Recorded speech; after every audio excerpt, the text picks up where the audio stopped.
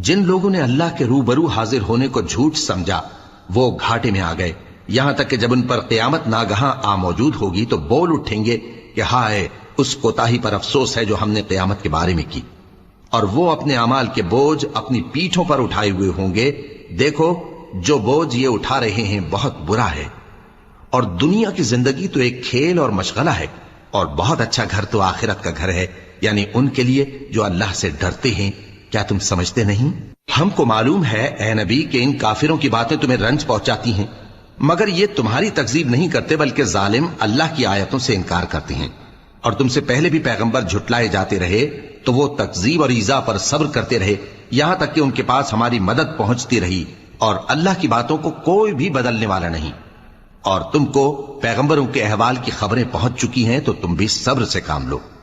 और अगर इनकी रूगर्दानी तुम पर शाख गुजरती है तो अगर ताकत हो तो जमीन में कोई सुरंग ढूंढ निकालो या आसमान में सीढ़ी तलाश कर लो, फिर इनके पास कोई मोजिजा लाओ।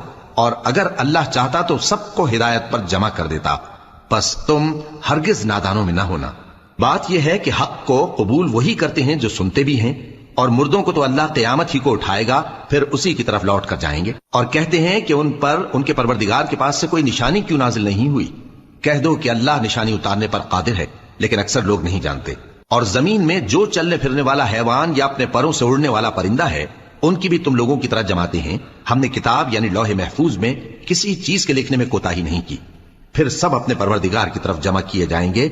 और जिन लोगों ने हमारी आयतों को झुटलाया वो बहरे और गूंगे हैं, इसके अलावा अंधेरों में पड़े हुए हैं। जिसको अल्लाह चाहे गुमराह रहने दे और जिसे चाहे सीधे रास्ते पर चला दे। कहो काफिरो भला देखो तो, अगर तुम पर अल्लाह का अजाब आ जाए या क़यामत आ मौजूद हो तो क्या तुम ऐसी हालत में अल्लाह के सिवा किसी और को पुकारोगे? अगर सच्चे हो तो बताओ। नहीं, बल्कि मुसीबत के वक्त तुम उसी को पुकारते हो, तो जिस दुख के लिए उसे पुकारते हो वो अगर चाहता है तो उसको दूर कर देता है। और जिनको तुम शरीक बनाते हो उस वक्त उन्हें भूल जाते हो।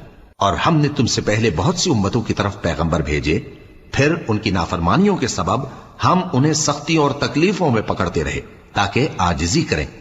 तो जब उन पर हमारा अजाब आता रहा वो क्यों नहीं आजिजी करते रहे, मगर उनके तो दिल ही सख्त हो गए थे। और जो काम वो करते थे शैतान उनको उनकी नजरों में आरास्ता कर दिखाता था। फिर जब उन्होंने उस नसीहत को जो उनको की गई थी फरामोश कर दिया तो हमने उन पर हर चीज के दरवाजे खोल दिए, यहां तक कि जब उन चीजों से जो उनको दी गई थी खूब खुश हो गए तो हमने उनको नागहां पकड़ लिया और वो उस वक्त मायूस होकर रह गए। गरज जालिम लोगों की जड़ काट दी गई और सब तारीफ अल्लाह रब्बुल आलमीन ही के लिए है।